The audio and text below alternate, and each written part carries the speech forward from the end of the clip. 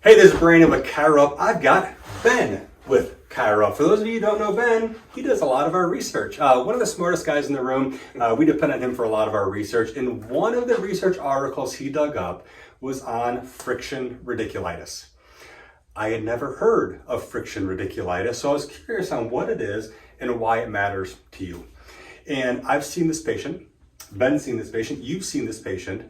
They come in with leg symptoms and they have an MRI and there's nothing on that side. In fact, they have a disc bulge or a herniation and it's on the opposite side. So the surgeon doesn't want to operate on them. No one knows what to do with them. The epidural people don't know what to do with them. And we're stuck with explaining to the patient what's happening. Well, as it turns out, there's a phenomena called friction radiculitis, and it's important to you. And the reason it's important is because it changes your exercise prescription. These are the patients when they have radiation of pain, numbness, tingling, hypersensitivity because they have irritation of a nerve root. And for, in this case, let's call it his left leg.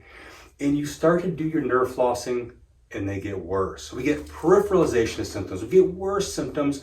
What are we going to do with that patient? And as it turns out, there is a great way to start with that patient. It's called a foramen opening exercise, and you're going to find it within Chiro Up.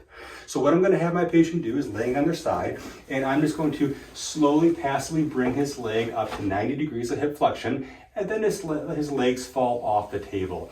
Nice and relaxing. It's actually going to open up the spine into lateral flexion and opening up that intervertebral foramen. You can let him sit here for about a minute or so and then have him come back to that same position, repeating as directed. I have my patients do this about 5 times, 3 times a day. You can do whatever you like, but this is a great way to get that to relax, because what's happening is that disc herniation on the opposite side is causing that spinal cord to move to the other side.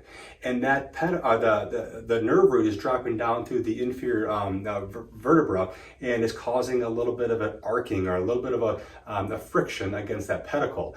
So we want it to relax. So in the acute phase, we need to calm things down before we build things back up again. So you can do your typical things you would do for a herniated disc, but this would be a great way to calm things down.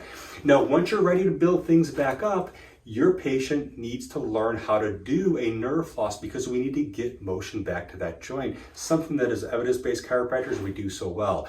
One thing that I do in my practice is I just walk them through that nerve floss the first time. So in this case, I really like the sideline position. What you'll see from the blog is you'll see a seated position and also a supine position, but this is my favorite. What I'm going to have the patient do is I'm going to bring the leg up, knee straight. I'm going to actually dorsiflex the ankle and bring him down, leg a little bit of adduction. And as I come up, he's going to put his head back, releasing that spinal cord from above as I pull from it below.